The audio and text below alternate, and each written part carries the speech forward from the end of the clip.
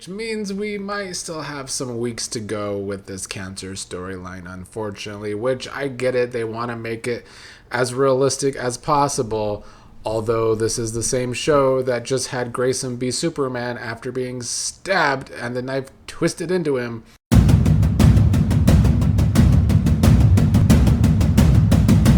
What is up, fellow Beyond the Gates viewers? Here to talk about another episode of Beyond the Gates. However, I gotta admit to y'all, it's getting harder and harder for me to review this show. It has just become such a bore and thus such a chore.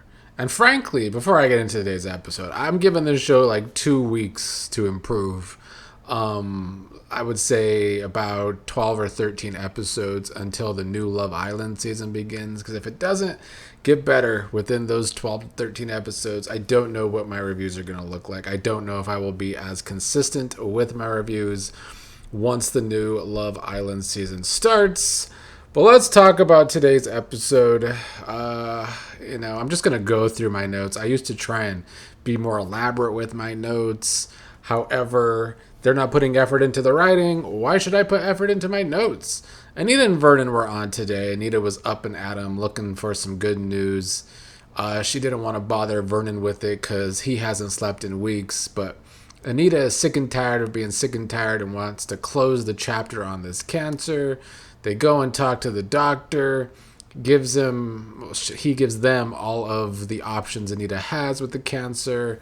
And so Anita has to pick and choose her option, which means we might still have some weeks to go with this cancer storyline, unfortunately, which I get it. They want to make it as realistic as possible, although this is the same show that just had Grayson be Superman after being stabbed and the knife twisted into him.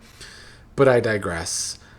Nicole really thought she was the new fixer in the family today when her and Samantha were out together to talk about the Cotillion, because I do believe we are in our quick build to the Cotillion that should be coming within the next couple weeks, I would assume. Samantha has been, I think Chessy and Anastacia have been getting in Samantha's head that she's not a real Dupree.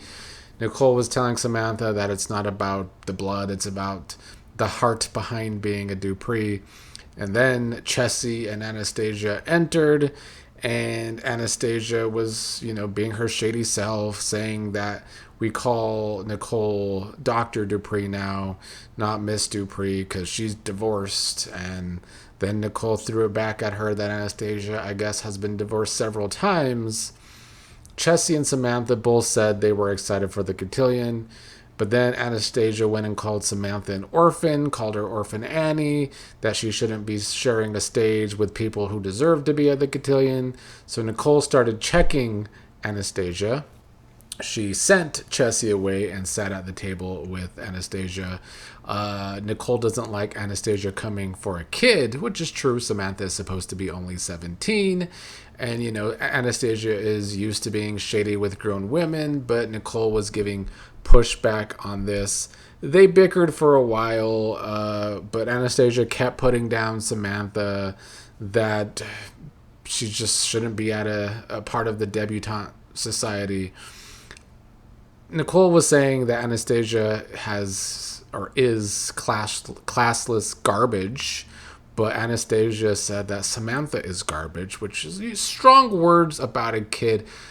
Nicole, however, did not do enough for me here. Like, she was going toe-to-toe with Anastacia, but I would have preferred Danny or someone in these scenes that would have, as we were talking about in the chat, thrown a drink at Anastacia, slapped her.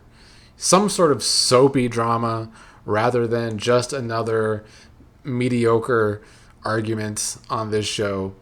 When Chessy came back, she sat with Samantha and they yapped about the Cotillion too. Chessy was being fake at first, but then just told Samantha she's not going to say things out loud like her grandma because it's in poor taste.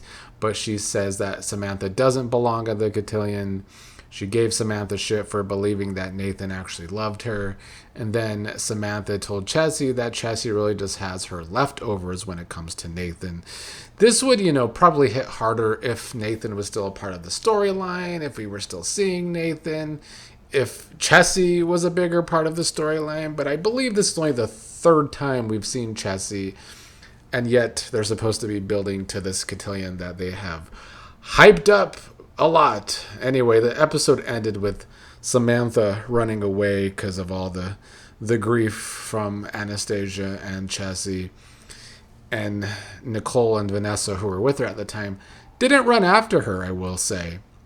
Well, speaking of trash, we might as well talk about her next, because her and Joey were on today. And we not only had to see Trash and Grandpa Gangster kiss one time at the beginning of the episode, but twice. Like, are they trying to make me sick? Are they trying to upset my stomach? Because that's what it felt like to me. Then they go into this diatribe where we're supposed to believe that Vanessa was thinking about Doug today and how good he was when Deanna was in the debutante ball. It's just so hard to believe that Vanessa has these good memories about Doug because of the way she has moved since Doug's death. And this is another case of the show, trying to tell us something rather than show us something. And the only thing they have showed us with Trash is that she's trash and she never really gave a fuck about Doug. Joey then got upset with Trash because it turns out she was looking into his sister Heather when he didn't want her to. And he said that she wants to try and fix his life so that she feels less guilty about her own, which was a hit to the truth. Joey was very accurate there about Trash, but of course, she doesn't want to deal with those facts. She ran off to talk to Donnell. Donnell was on today. She asked Donnell about Banneker, asked about Deanna, but clearly something was bothering Trash. So, of course, the only thing Trash cares about is Joey. For whatever reason, her entire life now revolves around Joey. They have completely made Vanessa an irredeemable character because she has to be up Joey's ass, I guess. So, of course, she was upset about Joey in this conversation with her child rather than, maybe being upset about her other child, Deanna, where their relationship is pretty dead in the water right now. Joey ended up coming in, giving Donnell diamond cufflinks on loan for the Catillion. Donnell didn't really want him because Donnell was upset that Joey's trying to be like his dad and Joey's not his dad, which he told to Vanessa. But then, in typical selfish Vanessa style, she said that she needs Donnell and Joey to get along, even if it's just for her sake. And then, in typical, weak male on Beyond the Gates style, Donnell was a little bitch, and he went to go see Joey and apologize to Joey and get the diamond cufflinks and get along with Joey for Trash's sake. Speaking of trash scenes, though, it didn't involve Vanessa. But the scenes today between Randy and Mona were so cringe to me. Trying to watch Mona, who is supposed to be this church lady, as they have made her, do this weird kind of flirting with Randy these were not good scenes. I'm sorry. And not necessarily because, I don't care about Randy. I try to like Randy as a character. But this whole stuff between him and Mona, and I guess they're trying to make it so that Mona can maybe help Randy's conscience, because towards the end of these scenes she's telling Randy that it's not about what he has done in the past or how far he has fallen, but it's about God meeting Randy right where he is. But most of these scenes it was supposed to be, I think, attraction between Randy and Mona, or some side of sexual tension between Mona, at least for Randy. It was so cringe to me. Honestly, a waste of time for one, but just not good TV. Very cringe. The only thing worse than these scenes today was watching Grandpa Gangster and Trash kiss. To end the episode, Randy went to go see Joey with information on Smitty, only to learn that Joey already knows that Smitty is working on a case about the blood plasma ring, but Joey still wants him to watch Smitty, I guess. That's when Donnell arrived, and he and Randy had a moment because, Randy and Doug were good friends and all of that. But Yeah, that was the episode. Didn't love it. Haven't loved this show for a month. It's been extremely boring. I'm pretty fed up with it at this point. Like I don't know what to do to to enjoy it anymore. These episodes are not good. They don't have a single storyline left on the show that's good. The last storyline that they had was Bill and Haley, and when Lynette was involved with that, but now she's dead. Maybe Randy did talk about Lynette in this episode that she's gone for good. So, yeah, and they've made Danny and Andre boring. They were kind of good with the whole quad triangle with Bill and Andre and Danny and Haley. Right now, this show has nothing.